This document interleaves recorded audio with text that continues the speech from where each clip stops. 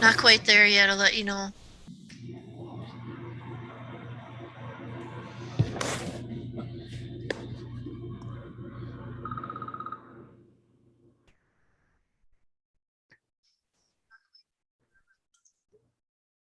Okay, all set. All right. Hey, everyone, I made a motion to um wait, Barb, I forgot his That's all name. right, just call to order. Call the That's all. Oh yeah, I moved a motion to call to order. No problem. Okay. Got to get a second or no? No, it's just, No, that's all there is, not a motion. Oh, never mind. Okay, call to order. So we can just begin with a check-in. So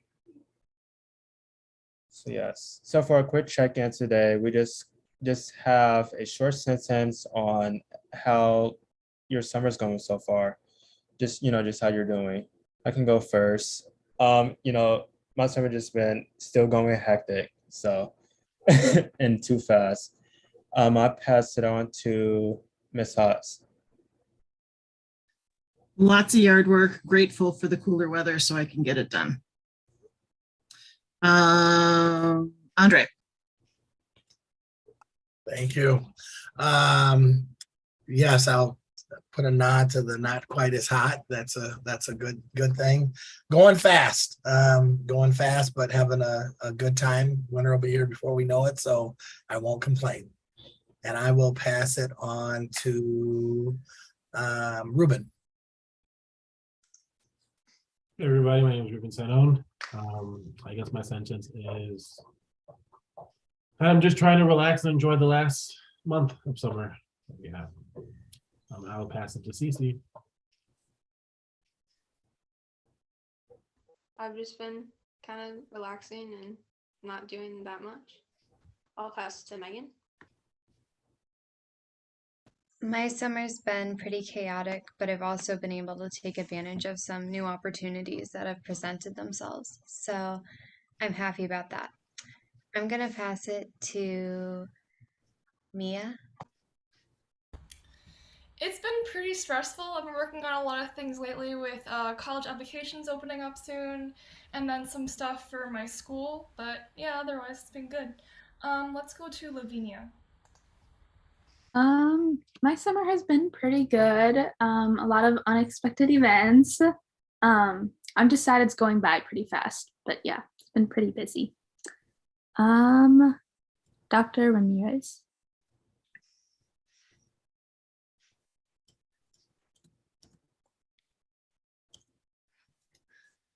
I've had a lovely summer, very relaxing. Just taking care of the house and the dog, and everything's going well. Andre, have you gone? You have. All right. I don't know who's gone, hasn't gone.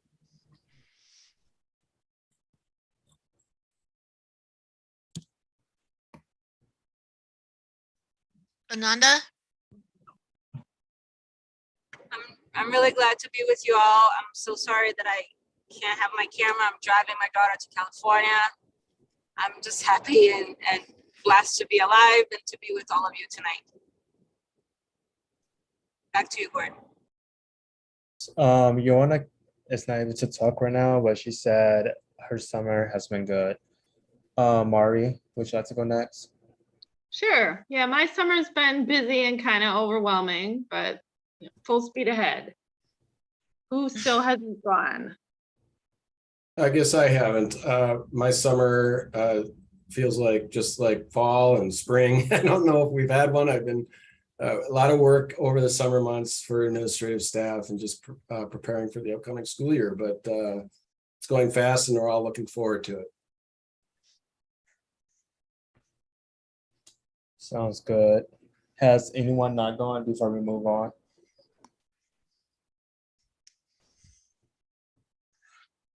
Okay, on to the next item, the approval of minutes. I move to approve the minutes from the meeting dated July 14, 2022 of the Safety and Student Wellness Ad Hoc Committee. I second. All those in favor say aye or use the raise hand function. Aye.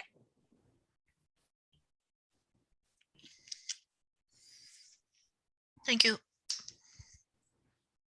So for the communications update, we have Ms. Lamont here who will be in place of Liz. Liz has moved on from the district. She was here for 8 years.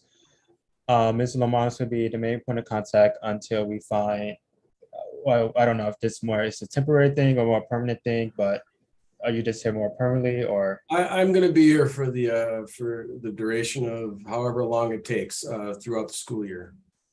Okay, so there you all have it. Aside from that, the recap should be updated onto the website shortly, and we will continue our committee recaps being posted into the website, which will be, drafted by Ms. Lamont and reviewed by Nanda and I. And then we will be working to see what we can do with the infographics with social media with conjunction to Student Senate. And Gordon, just a little bit more background on having Tim joining us. So there were quite a few communications related questions from the committee members. So we wanted to have Tim here with us tonight to answer those questions, to address those questions, but also hear from you all how you have been experiencing communication. And Tim, I know that, through catching up on some of our previous meetings, you have been already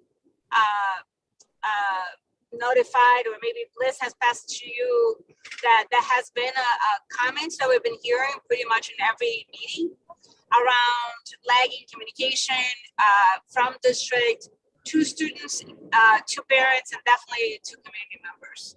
I'll pass it back to you, Gordon.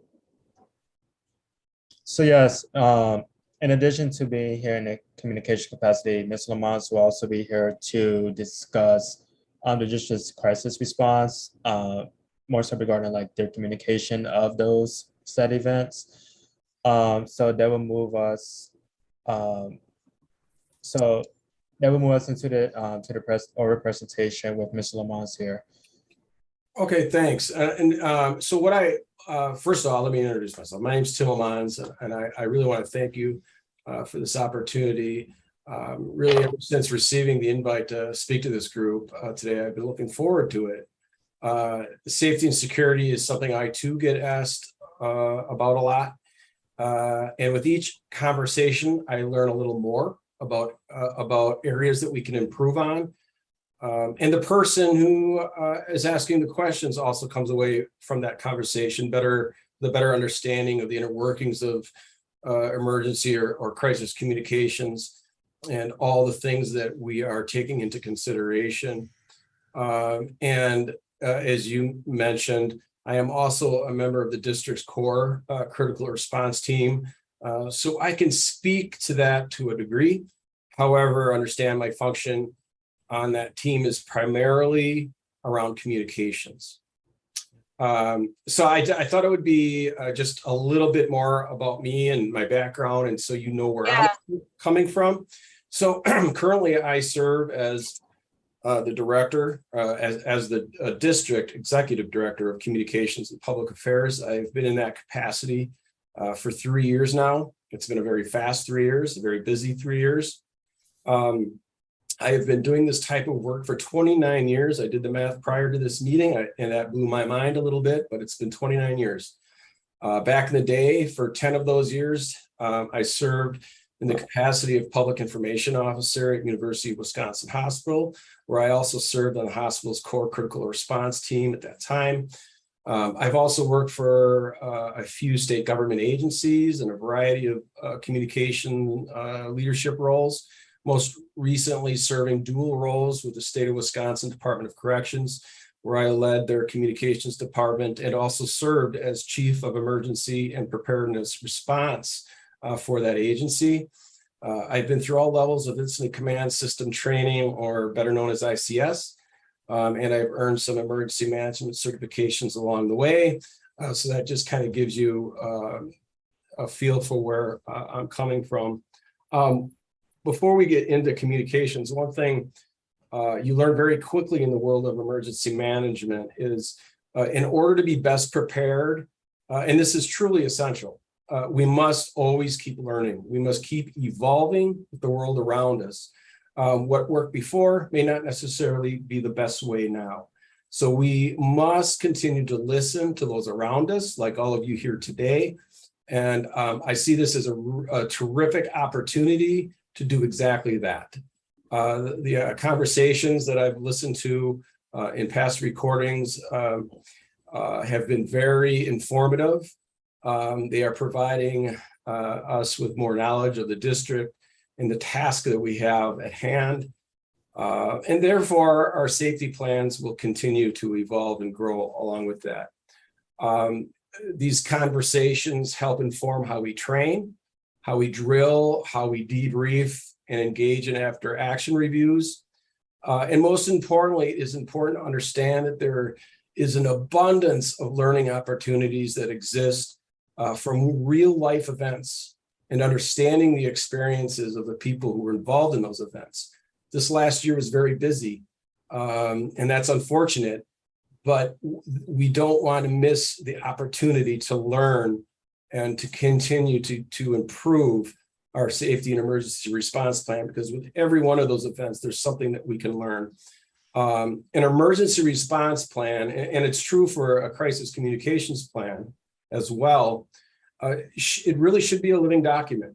With every exercise or drill, with every real life event is an opportunity for us to grow and refine.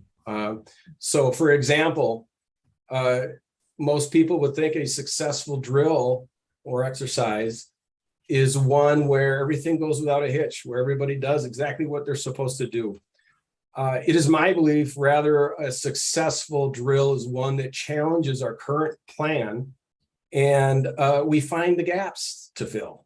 Because I can guarantee you, I can look at the best and most perfect emergency response plan, and there are going to be gaps in there because no plan is ever perfect, because the world around us is ever evolving, and so are the risks.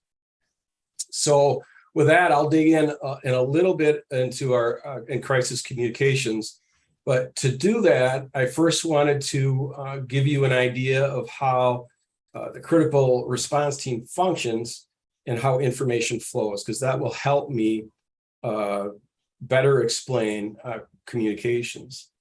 So when an event occurs, each school leadership team, in most cases, it's going to be the principal or a designee, is responsible for taking immediate actions that are deemed necessary for the safety and security of all students, staff in that building. This is absolutely priority one, succeeds any other step, and that is taking immediate action to ensure the safety of that school. Immediate needs could involve activating a standard response protocol, like a lockout or a lockdown, calling 911, involving other staff like nursing staff or security. Again, priority one, so supersedes everything else at that time. Another priority for that leadership team is to notify the district critical response team of an incident. The district critical response team consists of really key personnel. So you'll see members of the Office of Security Safety, district administration, like SOOP's office, communications, associate superintendents, et cetera, all are going to be at the table. So that core CRT team pulls together, critical response team pulls together, is a very quick assessment of the situation, determines incident scope and what the immediate next steps are going to be. This usually involves drawing in additional critical response team members, and it's going to be dependent on the scenario to provide that school with extra support. While we're doing this, that school leadership team is actively responding to the situation. So we're working while they're doing that in the background to keep things moving forward and quickly. We also, at that time, establish an open channel of communications. This can be looked at like an open mic. So communications between the critical response team and the school are happening in real time. This allows, again, to the leadership to continue to work on the active response, provide updates as needed, while the critical response team continues to support, coordinate, advise, plan our steps moving forward. It's also at this time that we begin to prepare any notifications or communications based on the verifiable information available to us at that time. And then from there, we continue to, as a critical response team, to manage the situation as a cross-functional team between us and the staff at the school. So with that brief description, I hope I've provided you a sort of a baseline understanding of how things flow. And so now I'll dive a little bit into the communications piece.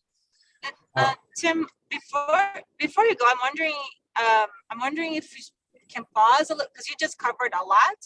Sure. And I really appreciate you also speaking specifically the function of the team.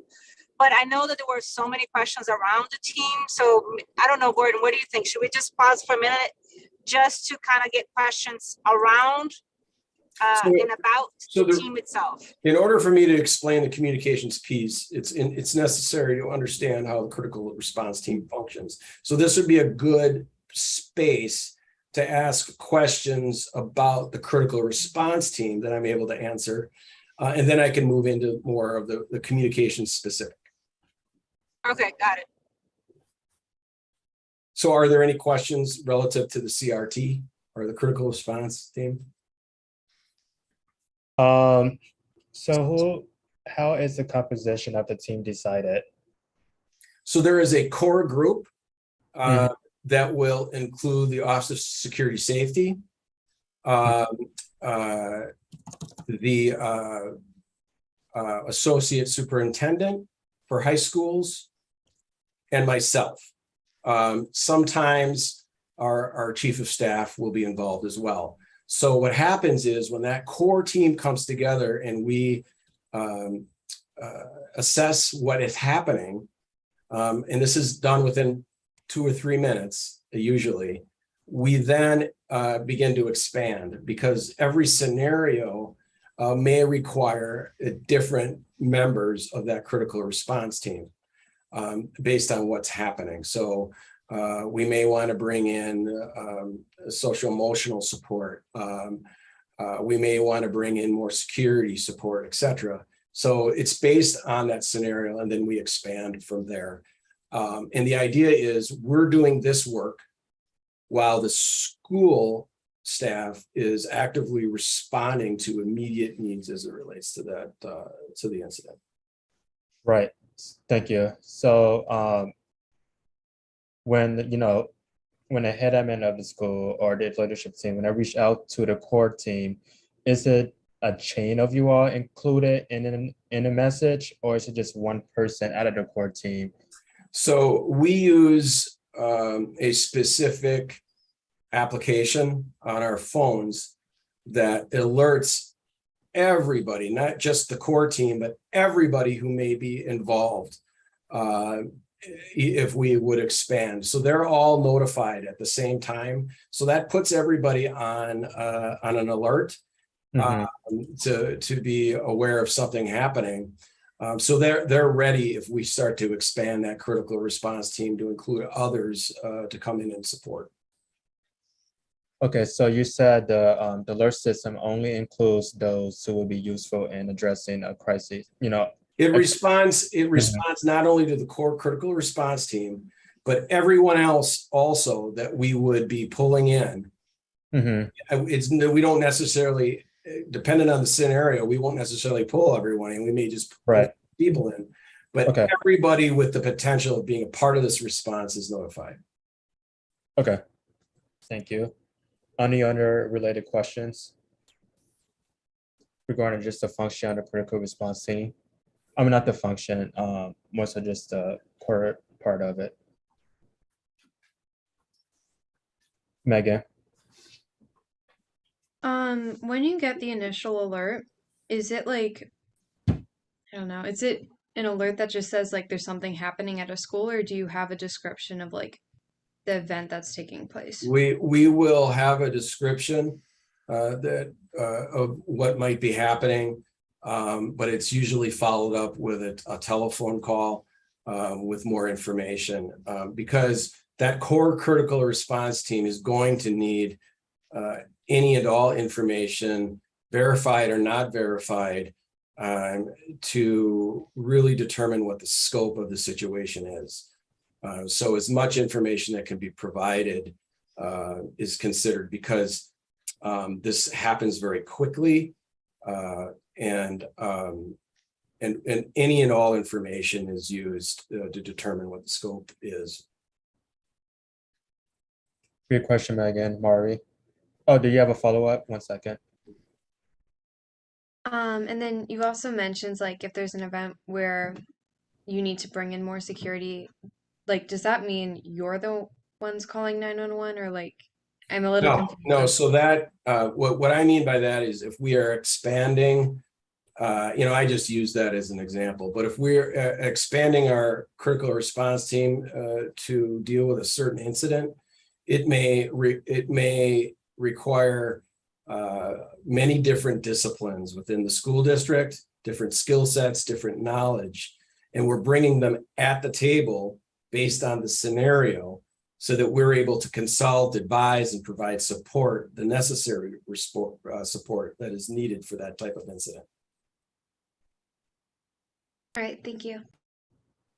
Thank you. The Mari. 911 piece, if it involves that step, should be done immediately as an immediate need from that school leadership team. So if this is a weapon in the school, absolutely 100%, that is, one of the first steps that is taken. That should be done before the critical response team is notified. Thank you. Mari. So just at the school level, let's say a staff member notices that a student may have a weapon. Does that staff member go to the principal or call 911? I guess I'm a little foggy on what happens even before the critical response team gets engaged. What's So the first? that's an interesting question, and that really now you're getting into an area where we're going to start talking about training and preparation of staff and staff knowledge and all of that. And I would rather defer to our Office of School Safety on that, because I can't really speak to the kind of training that is provided to staff, as that's just not my area of knowledge. I would say that if there is information that somebody may have a weapon, is to alert security personnel or school leadership before engaging that student, because one of the things that is considered is, I think we even had a scenario like this where there was the outline of what could be a weapon that somebody was observing through a backpack. It turned out not to be. So we want to be, we don't want you to engage that student because you may initiate a response that would have been an unintended consequence. So those are decisions, I believe, this is my personal opinion, I'm kind of getting out of my wheelhouse, that are really decisions that should be made by someone with that training. If you believe that there is, a weapon in a backpack.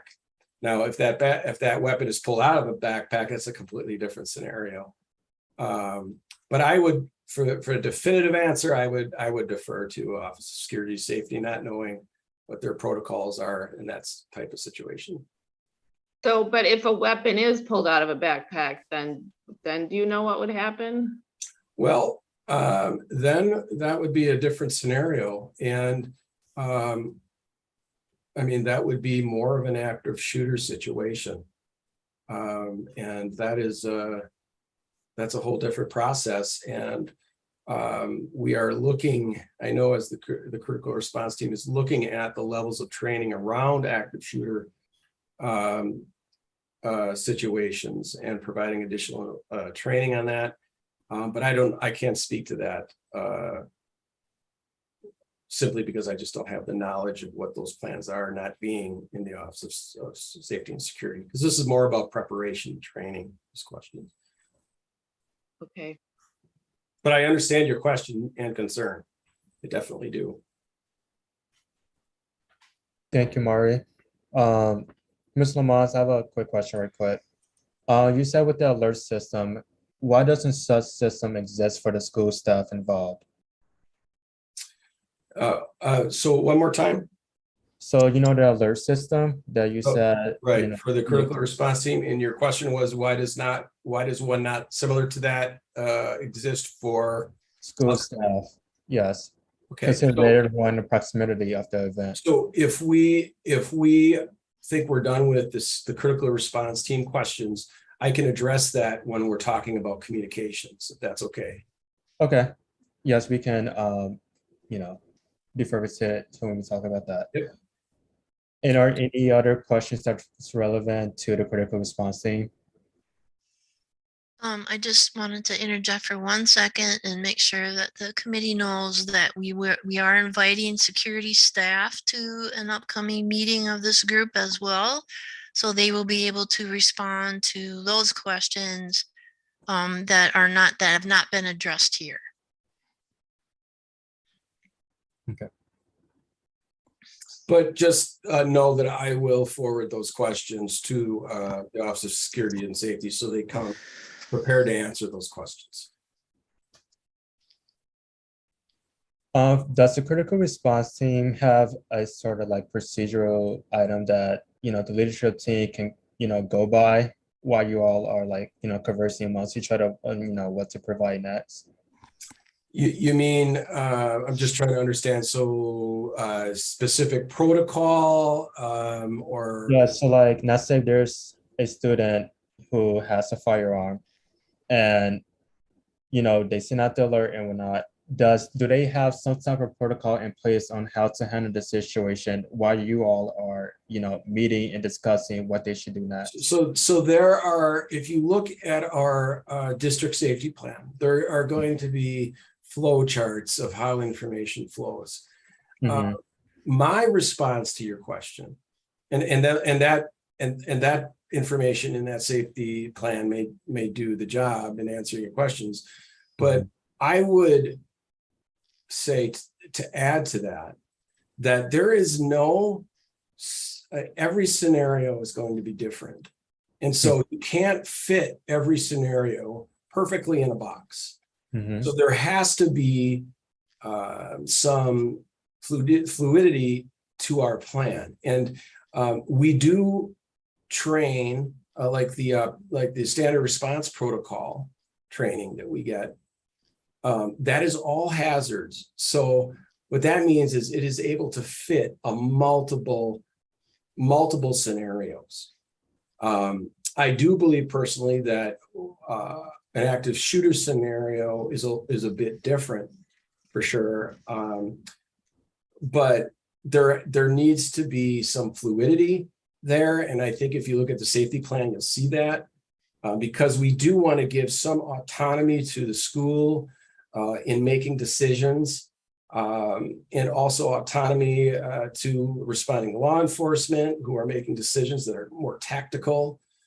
There have been, I know, response to situations where a staff had a certain relationship with a student.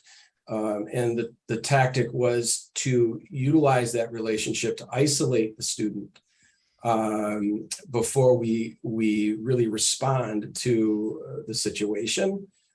So we want to give that autonomy because sometimes that's a better solution and the safest solution. Okay, I was just hoping there would be like, you know, some sort of guide or, you know, something. And I think that that's what you'll find in our safety plan. Okay. It's more of that guidance. But we are really, we do rely on just expertise and knowledge at the table on that critical response team, and also the knowledge of our law enforcement who we work, if they are involved in a response, their advice and what is best and how we respond best to a certain situation that's going to provide the best outcome. Okay. Thank you. Are there any other questions relevant to the critical response team? There is a situation where extra support does need to be called in. I'm not 100% sure if you've answered this question already, but what is the process or like the timeline of the support like being called upon or showing up at the school? Well, a lot of times, so we'll start to deploy support. A lot of that support will already be at the school. And the others that we deploy will be within 10 minutes of the incident occurring to when we get there to offer support. In some cases, I, as the communications person, have even been deployed to a school. So it's usually within 10 to 15 minutes.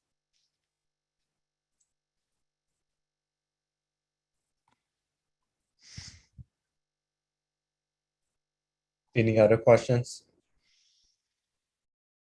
Okay, Ms. Lamont, could you please continue on with your question?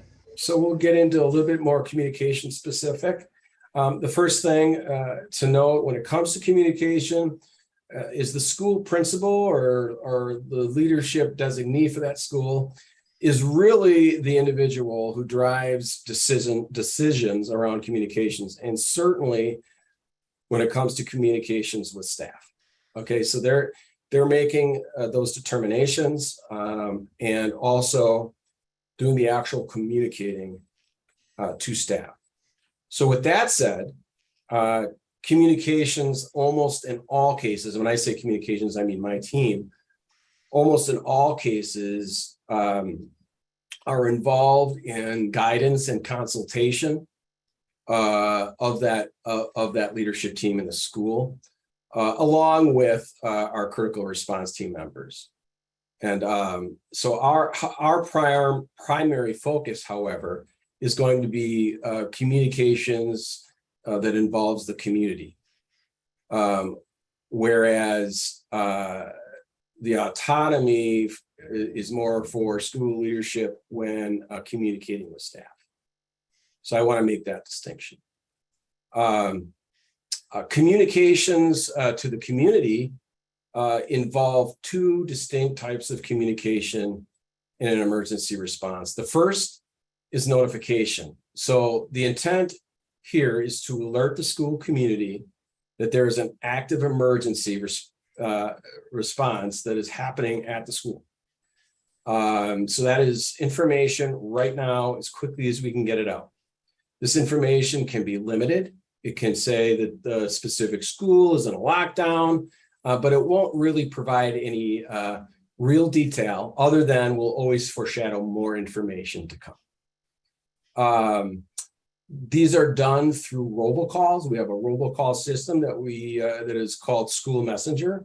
So we do robo telephone calls, robo text messages, and there are emails that will be sent all at the same time with the same type of information.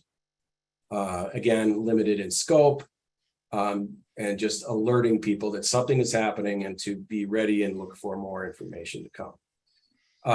We also leverage our social media platforms, district school website. So if you log on to the website, boom, the first thing that pops up is a big red box that says this is happening. So again, these are sent as quickly as possible. And in certain situations like a lockdown or a lockout, these notifications are automatic. There's really no discussion involved. And so that's kind of how the notification part works. Some improvements that we are making to our notification process that will be in place before the school year starts, and another piece, maybe mid-year, is we are updating our school messenger system. This is again the system that delivers our robo communications. This is going to allow us to streamline how quickly we are able to send notifications. For example, we'll now have the ability, we don't need to get to a computer to build out distribution lists and put the message together. We can do it right over our mobile phone. It does have a lot of other bells and whistles that make the whole process easier, and allows us to pull distribution lists a lot more seamlessly. To understand the school messenger system, this is a system that draws contact information from the information that was provided during enrollment. So whatever cell phone numbers, emails that are in there, that is what's used and where we send those notifications to. You can go into the system and add additional contact information. So there is that ability for people to do that. There's also the ability for people to opt out who don't want to have those notifications. This Monday, we're also officially launching our mobile app. So this is the MMSD mobile app. We did a soft launch of this a couple months ago. I can tell you I use it every day. I think it's going to be really great. I think it's going to be very popular. This is a free app that can be downloaded on any telephone for free on any app store like iTunes or whatever it is. And then when we have that app in place, we will be expanding its capabilities. And one of those bells and whistles we're going to add is its ability to provide push notifications. So what that means, anyone who downloads the app has the ability to turn on push notifications in the app's settings. And when you do that, you will receive these kinds of notifications. It's very similar to receiving a text message.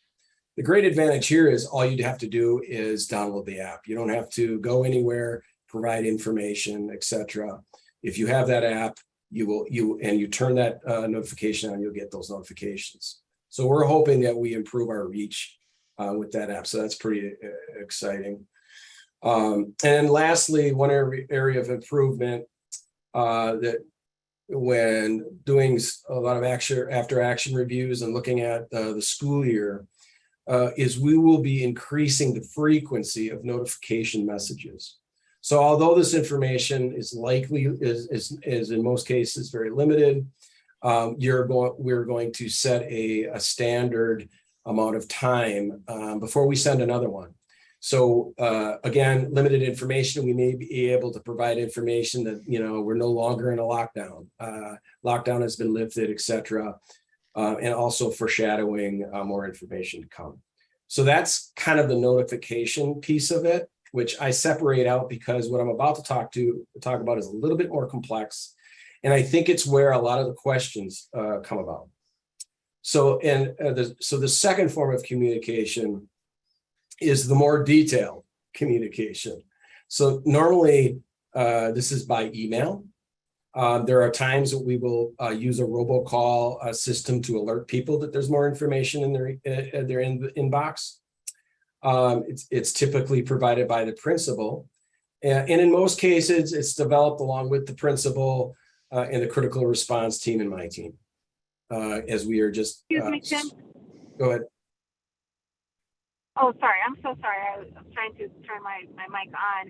Before you get into that, which I think is really important, that a lot of people are going to have questions, I'm wondering, because I was really excited to hear about the app, and I'm really hoping that you use some of this information that's coming from this group, in particular the students that are joining us, because they are users. So I have maybe a couple questions about the app, if that's okay.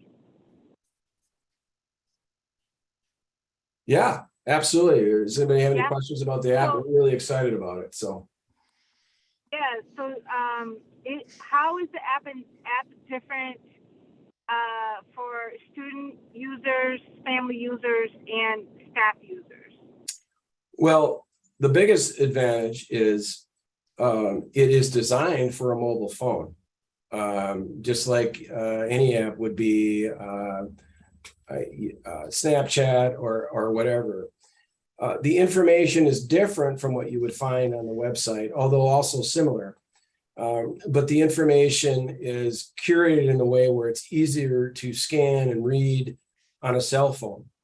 For example, the reason I use it every day is I open it up and the first thing that's there is the schedule for what's happening around the school district. It also provides people the opportunity to sort of customize what's on their app, what they see first, etc.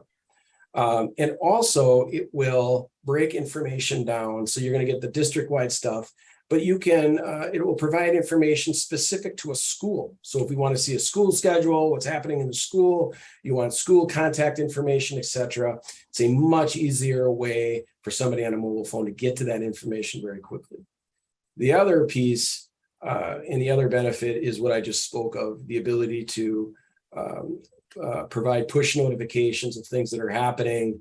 And there'll be different levels of notifications. So we may put out a notification that says, you know, kindergarten enrollment is opened, you know, yesterday or whatever it is. So we'll be able to put out those notifications, but, and we're looking into the user being able to turn on and off different levels of notifications. But that is also a big benefit as well. It'll provide all kinds of different links back to our website and to our social media platforms. And it's really a tool in a much larger wheel of different communication platforms that we're going to be using moving forward, all kind of supporting one another. But we just knowing how youth rely on telephones or cell phones these days, we think that this is going to be a real valued resource for our community.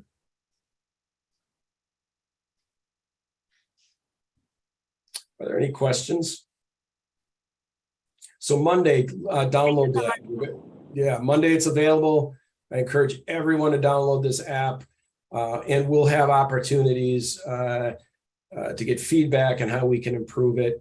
You know, when we launched, and I really feel like this is going to be much like Let's Talk. When we, Let's Talk is that communication tool on our website. We launched that and we thought it was going to be a pretty good tool, but we had no idea how successful that would be. It has grown to be one of the more primary ways that families communicate with the school district. It's used in ways we had never would have anticipated. And it has been just a great success. And we feel like this is taking that one step far further and gives an opportunity to really kind of reach those families that we've struggled connecting with. You know, there are families that who don't have internet or don't have computers, etc. But our information, our research shows that the preferred way and the surefire way to get to people is through the use of a mobile phone. Most people do have a mobile phone of some kind. And so that's kind of the other push to this was to get this app out there so that we can start to connect with some of those families that we've struggled to connect with previously. Thank you, Mr. Lamont. So for this interest of time, I just have one more question about the app. And then let's let him continue on the presentation so we can get to more pressing questions around, you know, emergency communication. Mari? Yeah, I just wanted to ask or mention, I'm the parent of some Memorial kids, and there were a lot of incidents this past year, and it seemed like every time I would get a text from my child that said, "Mom, we're in lockdown, I'm scared, what's happening?" And then I don't hear from the district for like literally hours. And is that, I mean, is there any way we can shorten that time window, or is that something? So I'm going to continue with the communication piece because I think I'll answer that. But I will say that there were some very unique things that were happening at Madison at Memorial this year, especially with the repeat bomb threat person who was calling in bomb threats every other day. That was a very difficult situation to deal with because when a bomb threat comes in, we have to treat every single one of them as if they were really happening, right? And so it got to the point where law enforcement would come to the school and wait for these calls to come in. That's how frequent it was happening. And we were getting into an area where we were, we still had to take all of these very seriously. But we do run the risk of every time one of those was coming in, if we are alerting people to everything that's happening, and a lot of these conversations with this person, we were able to determine that it was false immediately, just in the conversation. In fact, there's information that with that caller that we believe that person wasn't even in this area and could have been even calling from another country. And so we were able to determine a lot of that was false. And so we still wanted to inform families, but we also don't want to have to, we run the risk of when we are notifying people of this threat every single time, people start to take that threat a lot less seriously. And so when a credible threat comes in, we want people to take that seriously. So with this particular caller, every time that caller would call, we kind of were able to determine it was, again, another false a bomb threat. So that situation was very unique. Now I'll just move on. So when we're talking about the more detailed piece of information, there are a few things that we need to consider. And those are, well, the first thing is throughout the entire process, if there is any verified information that comes to the school leadership team, the critical response team, of an imminent threat, and it is determined the information, if not provided, would be at the detriment of the safety and security of the school, students, or staff, the information will be acted on and provided immediately and without delay. There's no question about it. However, it is also critically important to understand that the information, although needs to be timely, it also has to be balanced with a high degree of accuracy. So I'm just going to break that down. Timely means when we have a sufficient amount of information to share that can be verified, we will provide it. And one of the things that I always explain to people is it is easy to look at things that are being said on social media, things that we're reading in the news media, and we don't have, as a school district, the luxury to rely on that information. We have to understand that we are the verifying source of information. So that is us and the police department. So when we communicate, so we have to slow down and make sure that the information is valid. There are considerations around, so we're usually talking with law enforcement. There's consideration around impeding or harming an active investigation. So we're working with those police departments to ensure that we're not doing that. There is often student privacy involved. There are also tactical decisions that are being made that we don't want to provide information because it could be an escalating event, and we just don't have enough verification and enough confidence in releasing that information. The news media can get a story wrong all day long. All they need to do is go back and change that story. I monitor the news media, that's my job. I see that happen all the time. Sometimes stories are updated 4 or 5 times in a single day and there are no consequences. Social media, they can get information wrong also all day long, no consequences. When people receive information from the school district, the expectation is that it's going to be accurate, that we got it right, because we do not have the luxury of going back and correcting it. So we have to understand that we are balancing timeliness with providing accurate, complete information. And we can't get sucked into what's being said on social media, what's being said in the news media, because I can tell you there's a large percentage of that information that is not wrong, that is wrong. Sometimes the information is correct, but we have to make sure that we are verifying that information. We sometimes get into situations where people will complain to me about hearing it on the news first or seeing it on social media first. We have to set the expectation that it is not a real, let me say this, it's not a realistic expectation to say that we are going to get information out before you see it on the news and social media. We have incidents that are live streamed as it's happening. We have news reporters who are monitoring police scanners and first responder scanners.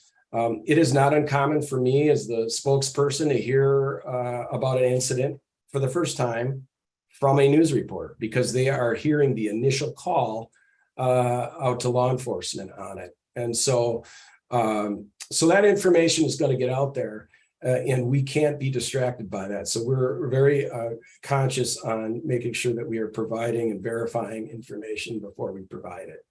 That I know that is a very stressful position for our school leadership, because people will start calling, when are we going to get information? And that's a very difficult spot to be. So we do work very hard. I'm not saying timeliness is not important. It is still important, and we will still do all we can to get information out in a timely fashion. But we can't provide information that is inaccurate. And so there are times we get hit on the transparency of things because information will come out later. But we are trying to balance all of these considerations together in a very short period of time to get information out. Now, I just spent a week in Chicago with my counterparts across the country, communications directors for school districts across the country. And I went out there thinking that our school district and our school year was pretty unique. And I left feeling they were pretty good, because these are issues that every school district across this country, especially those in urban settings like ourselves, that are dealing with in the same way. So that was refreshing. And so what I'm trying to say is a lot of these issues are not exclusive to the school district. School districts across the country are dealing with similar situations. But I really wanted to make that distinction between notification and then that communication, and why that more detailed information is always going to be coming later, because we need to understand that we are a verifying source of information for our community. And we just can't go back to change things if we get it wrong. So Ms. Lamont, the question I asked earlier regarding the alert system, when I said, why can't the same alert system be sent out to school staff, who are within the event space? Can you answer it now? Well, let me answer that. So I was referring to the app. All right.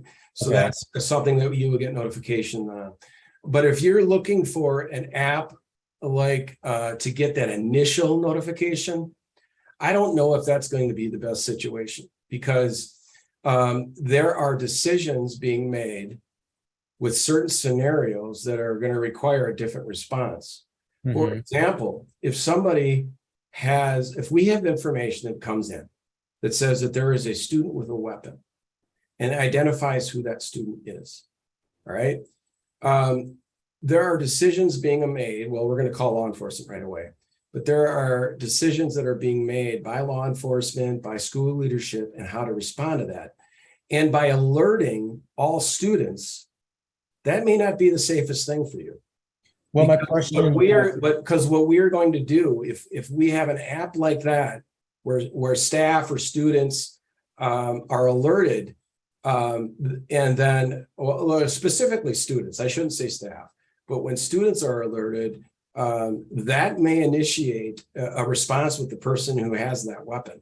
And we don't want to do that through a messaging system. Now for staff, so the thing about that is there is information. So that information that we're getting through that app is not always going to be verified. And so we are just trying to determine scope. So we would be in the same situation there where we'd be providing staff with information that is not accurate. And so that's why we rely on school leadership to make those decisions themselves and notify staff with the information that they need and on how to respond to an incident. Mr. Lamont, I can understand why you, for the student piece, but my question was regarded towards the school staff. I feel that, the staff should know what's going on. I mean, they work in that place and they're responsible for the safety of the students. And I just don't understand why such a simple system and a convenient system, as you said, can also be, be alerted to them. I guess I'm struggling to understand the benefit of an app as opposed to an email type of alert. Well, He wasn't asking about the app, Mr. Lamons. He was asking about other things. Please explain. I'm trying to understand the question. You said if there's a emergency situation, there is a system that the school leadership uses, whereas it sends an alert to the critical response teams and other those involved right away. Right. So why can that system also send an alert for the school staff in that, in that proximity? So we give, so the communication to staff from school administration, as I explained at the beginning, is largely up to and a function of school leadership, school-based leadership. That is not something that the district does. So these are questions that each individual school or principal would have to address, because I'm not even sure what a principal uses to notify staff or what the protocol is. That is up to that principal in that school. Is it okay if I interject real quick, yep. Gordon? Mm-hmm. I just, because I've been on response teams at two different schools, one at a middle school, one at a high school, incidents involving weapons and fights and unsafe situations. And I would also say that,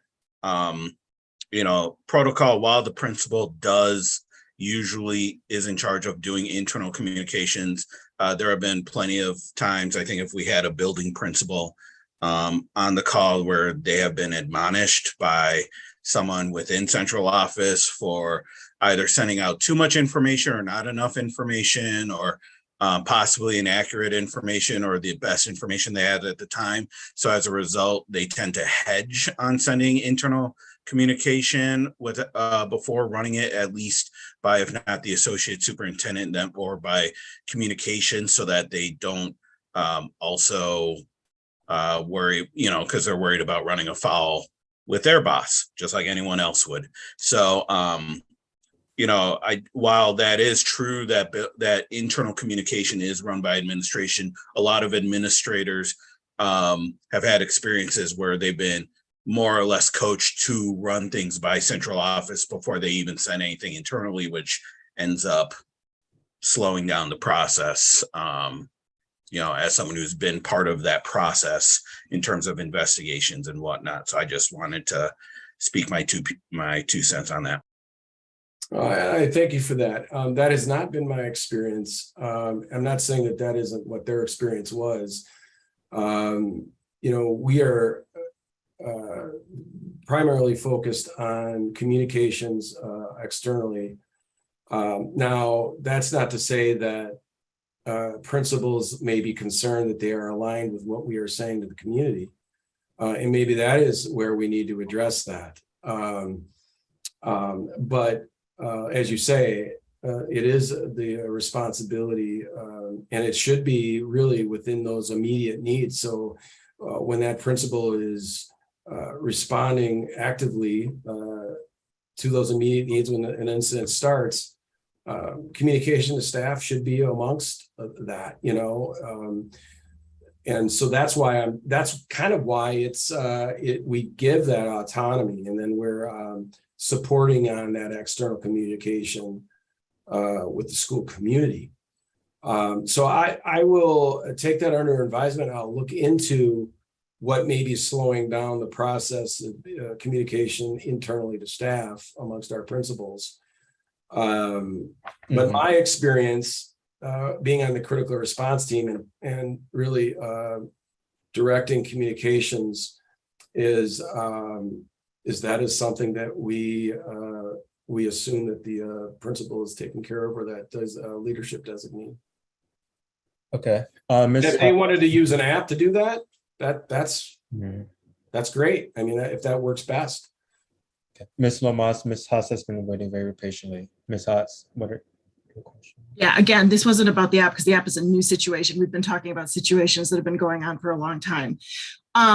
I would second what Mike says about principals feeling hesitant to do that. And I've recognized a lot of times when I'm dealing with school leadership or district leadership that they throw principals under the bus. And I think that feels like that's what's happening here, because I have had experience, not as much. I haven't been on the critical response teams like Mr. Jones has, but exactly the same kinds of stuff where staff have through CPS specifically asked for people to be informed.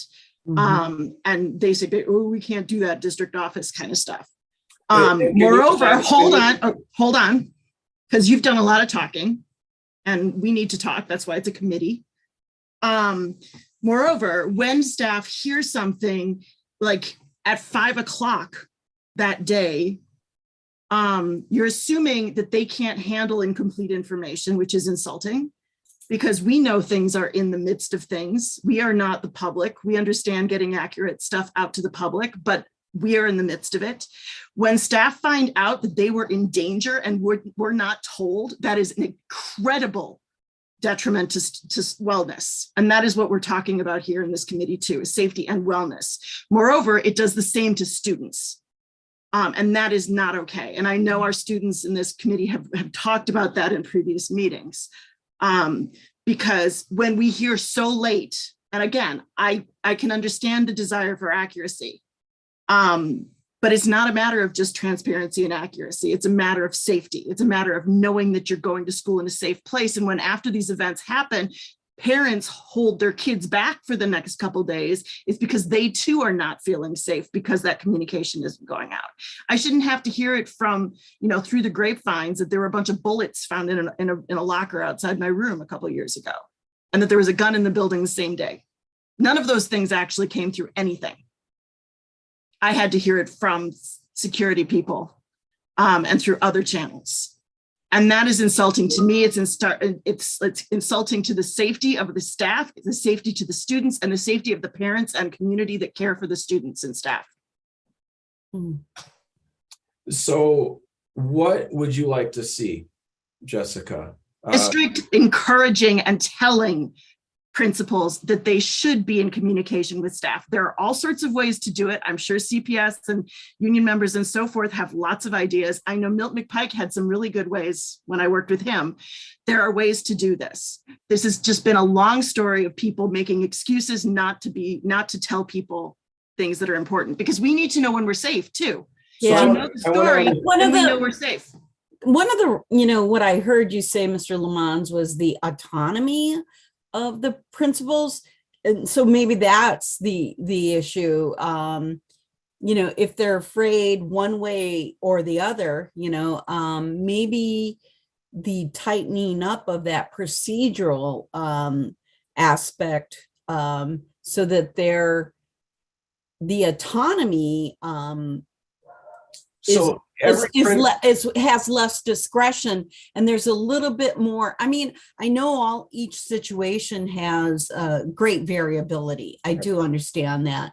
But, if you leave that up to the autonomy of each of the principals, you're going to have, a lot of variation in the decisions that are made around safety. So I'm just wondering if, is there a way to look at that autonomous decision-making and tighten it up so that it can be a little bit more routine and decisive, so that there aren't those who are like, oh, am I going to get thrown under the bus, or is this too much of disclosure of information?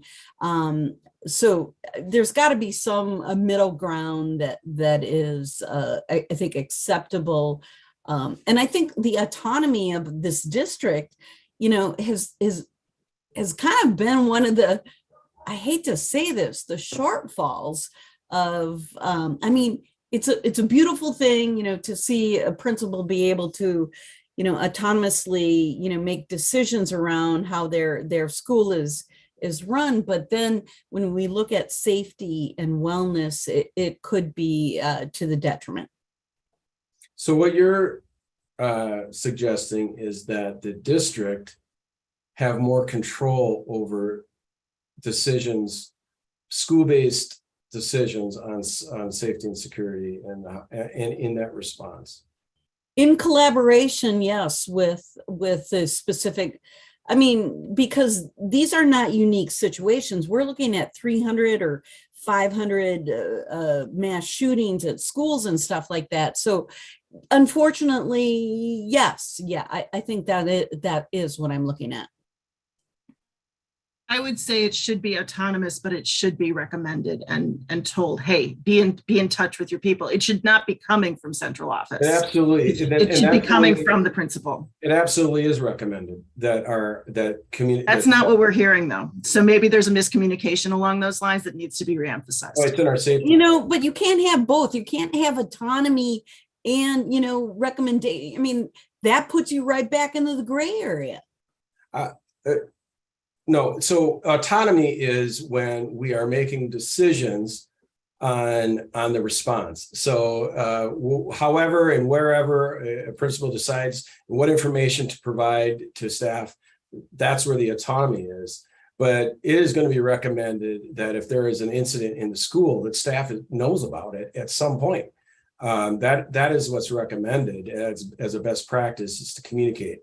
I cannot recall a situation where, and I know that you guys have been around a lot longer, but in my time in the events of incidents that I've been involved in, I don't remember there not being a communication internally to staff about what was happening. I do this year, even alone, at least 4 or 5 times. Okay, well then, these are discussions that need to happen at the principal level. That's what we always hear.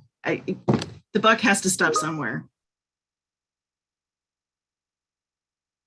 Yeah, the buck has to stop. Here. I'm sorry? I just want to interject and say thank you so much, Tim, for being here. And thank you, everyone, for comments and for the feedback. Because I don't think there is any surprise that there's a disconnect to that's part of the reason of this committee, right?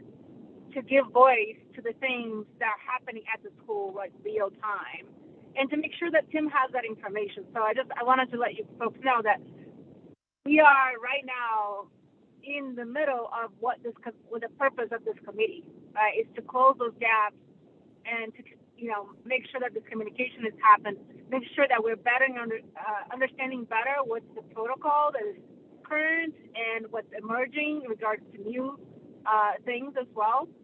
So I really want to pass it to you, Gordon, but I'm wondering, because we're getting our time here, I'm wondering if Tim can use the remaining of the time to wrap up the presentation. And Tim, we would love for you to come back, specifically given that the launch with the app and all of that, and love for you to come back and then continue to answer some additional questions from folks.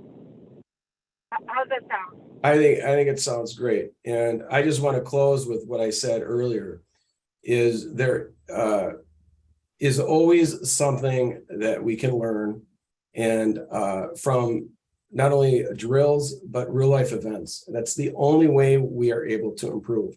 So we need to come into this space respectfully and share our experiences so that we can take that information and improve. Like I said at the beginning, a successful safety plan is one that is a living document that continues to grow over time. And is our safety plan solid? I believe so. Is it perfect? Absolutely not. Nobody's is. But we do need to continue to have these conversations, do our best to understand where everybody is coming from, respect everyone's opinion, and collectively try to become a better school district, a safer school district, one where our students and staff all feel comfortable in being at, frankly. And so I appreciate the emotion and the seriousness of the issue. We all take it very seriously, and I really thank you for this opportunity and this conversation. All right. Joanna Hoskins has something to say. She's not going to talk right now, so I'm going to read what she has to say. She said, with all due respect, Mr. Lamont, we won't be getting anywhere in this committee if there is constant pushback from you and questions and concerns from different members on here. That's all. Mia, sorry. I know you had your hand up. Do you have something before we move on to the next agenda item? Yeah, it's pretty brief. I was just listening to this whole conversation we were having before, and I just wanted to kind of like relay or just like reinforce what I heard basically. So personally, I just think there needs to be like more encouragement from the district to principals telling the teacher to tell the teachers information for these critical response times.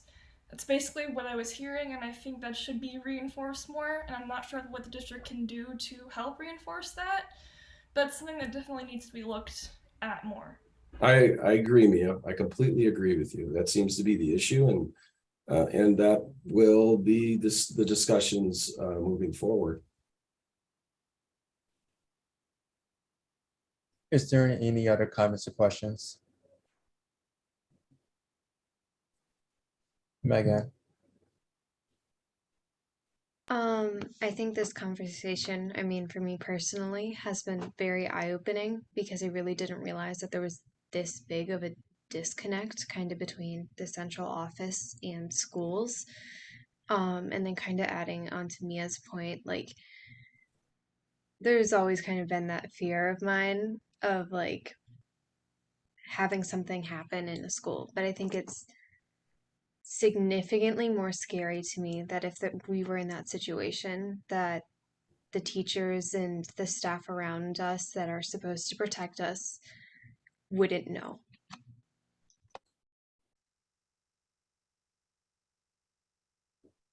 I agree. Okay. Is there anything else? I just wanted to say, completely agree. I mean, I've been in situations where we've been on lockdown and my teachers had no idea what was going on. We've had to find out through like friends on social media or emails hours after. It's really not a good situation for anyone. And I want to say it's been eye-opening for me too to hear what our students have been experiencing, and our staff, honestly, that the frequency of not being informed is a surprise to me as well.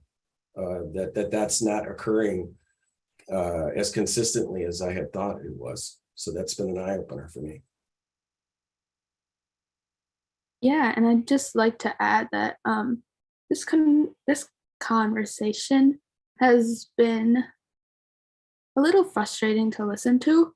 And the fact that you even said yourself that you weren't aware that staff were being notified or weren't being notified of these situations just kind of goes to show, as Megan said, the disconnect between kind of like the district and the schools. And that kind of really shows that after so many unprecedented events this year, nothing really has changed. And so I'm hoping that you will consider staff and youth voice and change that for the upcoming school year. Absolutely. I mean, the whole premise of the CRT team is we are a support team for that school leadership team. So we are there to support. And that is its mission, not to manage an incident. And so there is some disconnect that we need to look into as it relates to how our principals and our internal school staff are responding to things. But we are a support role. And that's why I kept saying our principals really are the ones that are driving decisions on communications, et cetera. And we are providing support to free up resources so they're able to do these very important things like responding to the incident and communicating with internally with their staff. But the critical response team is a support role, and that's what needs to be understood.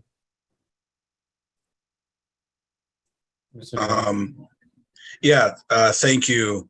And Mr. Lamont, just so you know, just so you know, I have been messaging a couple principals just to let them know that this is the conversation. So with your permission, I can definitely just have them communicate to you in terms of what they're seeing as well, just because I'm not seeing a building administrator here, and far be it for me being an MTI guy to like talk about principal voice, but like I just want to make sure, because I think a lot of times principals are kind of stuck in the middle on this. So if there's better ways of working so that we can all work together, I think that benefits the students the most. Yeah, when we can do that. I would encourage me to send those emails to me and both our office of co-directors of Office of School Safety, because I think this is also information that they are going to be very interested to hear.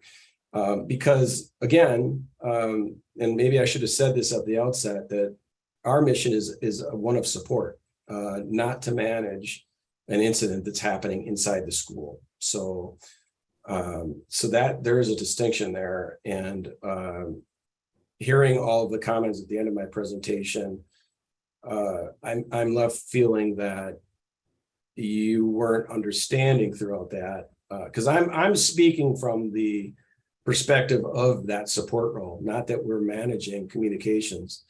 And so that's why I kept going back to the principal. So we just need to make that distinction. Whether that's going to stay that way or not, I don't know. That's a conversation for somebody else. But we are a support role. Yes, this is Ananda. Thank you so much, Tim. Appreciate your presentation. We are close to our time to wrap up our meeting, and I just wanted to say a couple of things before I pass it to Gordon. I'm joining on the phone, so it's a little hard for me to raise my hand or to know who is talking. But I noticed in this meeting that Gordon is facilitating by himself mostly, that we kind of missed a little bit of call around raising hands and being acknowledged. And that is not just so much about following a protocol, but I think that is helpful to people that are on the phone, and also for community members and family members that are going to be listening to the recording afterwards, because there were a couple of times that people were talking at the same time and it was a bit hard to understand. So I want to just remind folks to follow the protocol of raising your hand or a virtual hand, so that gives enough opportunity for Gordon and I to know who's next, and also an opportunity for us to speak in between speakers as well. But I really deeply appreciate everyone's voice and perspectives, in particular people that are on the ground experiencing the things that we're talking about, and the commitment that we have as a charge of this committee. So I'll pass it back to you, Gordon. And again, thank you so much, everyone. And thank you so much, Tim, for being here. And I hope you come back. As you can see, there's quite a few questions. One more thing before I pass it to you, Gordon. Just as a reminder, we have sent you all agreed with recommendations, and there were some open items regarding communications because we were waiting to have this conversation with Tim. So I think that there are, for the next time, we can, the next meeting, for us to bring those, like, what do we want to see change? What do we want to see different?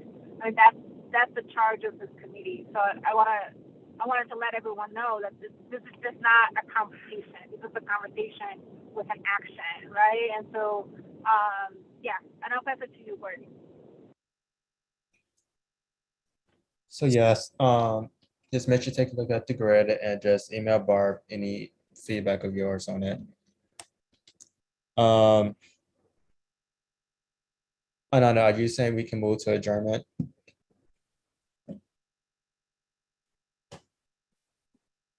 I move to adjourn.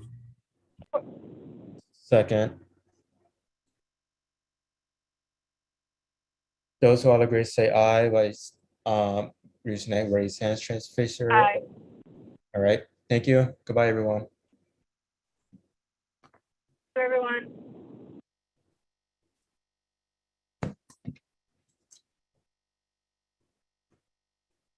Gordon, do you want to stay on for a second? Yes, we can stay here for a second. Thank you. I can too. Oh, awesome. Thank you, Ananda. That would be great.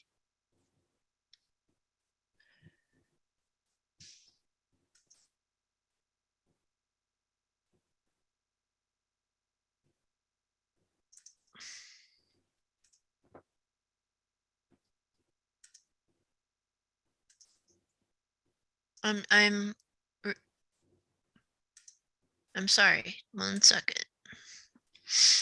Oh, that's all right. Let us know when it stops recording. Oh, Ananda. Yes, one moment.